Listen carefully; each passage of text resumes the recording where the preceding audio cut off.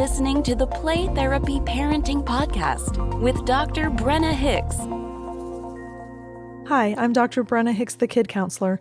This is the Play Therapy Parenting Podcast, where I give you insight, awareness, and enlightenment about your parenting and your relationship with your kids. In today's episode, we are talking about encouragement, one of the 4 pillars, right? So those of you that have been with me for a long time, we've got 4 pillars of play therapy: reflecting feelings, choice giving, limit setting, encouragement. So we're falling back on one of our pillars, but also how that relates to the self-fulfilling prophecy, and specifically about how we influence that in our kids. And there's a lot to unpack there, but I'm really excited about this. I don't know that I share this very much. I know you all know how much I love baseball. And oh my gosh, Rays up. The Tampa Bay Rays, 13-0. We're like breaking every record in the book. We are tied now for all of the majors for the best start to the season ever in the history in the modern era of baseball. Oh my gosh, I could go on and on and on. And we had like a comeback win today. Wow. Anyway, I digress. So as you know, I love baseball, but I also love reading. I am a huge reader, prolific reader. I always have a book going. I've probably read, oh my gosh, tens of thousands of books in my lifetime. And so all that to say, I collect quotes, and I think I've mentioned my quote books before, but a lot of my quotes come from books that I read. And it's just a line that an author penned that sticks with me, and it goes in my quote book. And so every once in a while, I read something in one of my books that I'm reading, and it just sticks with me. And I'm going to actually share with you what that quote was, because that is the inspiration for this episode about encouragement and self-fulfilling prophecy. So the main character's name is Elsa, and she's talking about her self-concept in this passage in the book. So she's saying, I've never been this, and I wasn't pretty, and when I was young, and this, that, and the other. And her friend says to her, Elsa, you have a wrong picture of yourself. So that's a noteworthy pause, because that is a friend reflecting back a self-concept. And we're going to get into that in a moment. But here's what Elsa's response is. Even if that is true, what does a person do about it? The things your parents say to you and the things your husband doesn't say to you become a mirror, don't they? You see yourself as they see you, and no matter how far you come, you bring that mirror with you. All right, let me read that again, because there's a lot there. So her friend says, Elsa, you have a wrong picture of yourself. And Elsa's response is, even if that is true, what does a person do about it? The things your parents say to you and the things your husband doesn't say to you become a mirror, don't they? You see yourself as they see you, and no matter how far you come, you bring that mirror with you. Oh my gosh, so powerful. Okay, so we've talked about this before, and if you are new, there's lots of episodes on self-concept, self-esteem, the looking glass self, self-fulfilling prophecy, Pygmalion effect. So if none of these terms sound familiar to you, please go back in the archives and you can check out all of the backstory that we've already discussed. And that's at playtherapyparenting.com, and you will find all of the archives there. But when we're talking about looking glass self, that's pretty much the ideal illustration of what that means in that passage that I just read to you from the book. And here's what that looks like. The looking glass self is the way that you internalize who you are based on what other people reflect back to you. So we're going to dive in. I'm really excited about this. We're going to talk about the looking glass self in detail. We're going to talk about verbal and nonverbal self-concept and how we develop our identity based on both. And then also the empowerment process and how encouragement plays a part in that. So the path to calm, confident, and in control parenting starts now.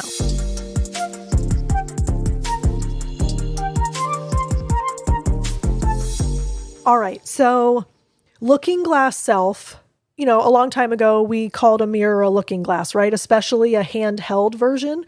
So not necessarily a mirror on a wall like, Cinderella, but it was more of something that you would hold in your hand. So that became your looking glass. And the concept, and this is actually a psychological concept, there's been a lot of study on this. The looking glass self is essentially that people are always reflecting back to you who you are, both verbally and non-verbally. So you are hanging out with a whole bunch of friends and they constantly talk about how goofy you are. You're receiving what is being reflected back to you. So they're serving as a mirror, if you will, right? So you're putting yourself out there into the world and they are reflecting back to you their interpretation of who you are. So they say, oh my gosh, you're always such a goof. You're always, joking around. You're the life of the party. You're such a social butterfly. You're so shy. You're always so quiet. You're so timid. You're so anxious about everything. All the things that people say and the way that they interact with us, it serves as our self-concept acquisition. So what that means is all this is coming in as input and our brain has a decision to make. So our brain says, do I agree with what is coming back with me? And therefore I will identify that as my self-concept. Yes, I am funny. Yes, I am social. Yes, I am the life of the party. Or it comes back at us and our brain goes, I actually don't really think that's who I am. And I don't necessarily agree with that. So then that puts us in conflict and we're trying to wrestle with conflicting truths because my self-concept is different than the concept that other people are reflecting back to me with this looking glass self. So let's go back to this quote from the book. So she says, even if it's true, what does a person do about it? The things your parents say to you and the things your husband doesn't say to you become a mirror, don't they? You see yourself as they see you, and no matter how far you come, you bring that mirror with you. So we basically have to look at this as each and every one of us is carrying a mirror around with us. And that mirror has reflected back to us over our entire lifetime of who we are. And so that is so powerful for our self-fulfilling prophecy. Because if we're constantly told that we're never going to amount to anything, if we're constantly told that we're the bad kid that gets in trouble all the time, if we're constantly told that we're a loser, if we're constantly told you're going to be the president of the US, if we're told you're going to be Miss America, if we're told you're going to be an Olympian, all of those things become part of how we view ourselves, and we never let that mirror go. So the encouragement piece of this is so powerful because when we encourage our children, it gives them a healthy self-concept.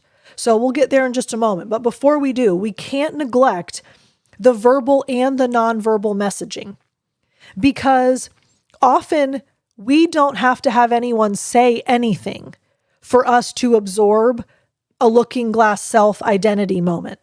So someone cocks an eyebrow and gives us a look like you're crazy, or someone rolls their eyes at us, or someone ignores us completely, or someone turns away and acts as if they didn't see us. All of those are absorbed as part of who we are because it's a reflection back to us. Our behavior warranted that response. So therefore, we internalize that as I must be fill in the blank. I must be annoying. I must be not worth talking to. I must be the bad kid.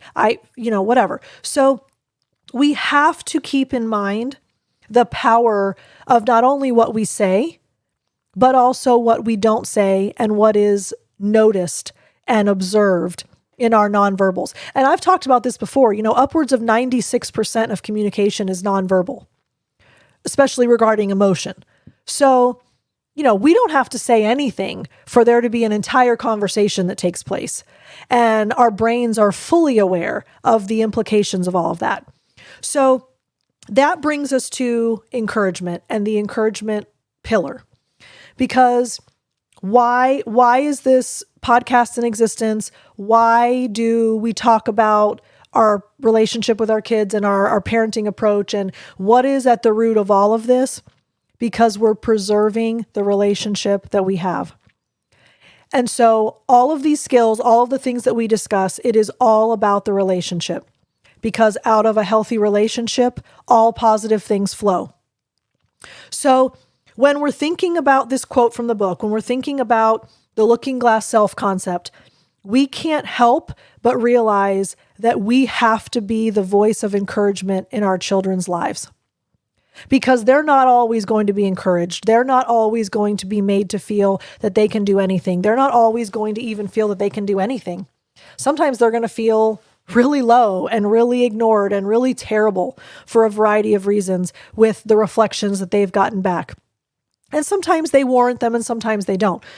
But if we work on our encouragement, which is always able to be used, always able to be given, focusing on their effort and their contributions, then that is the antidote to this negative sense of self that comes from the looking glass sometimes, that we're going to carry around with us forever.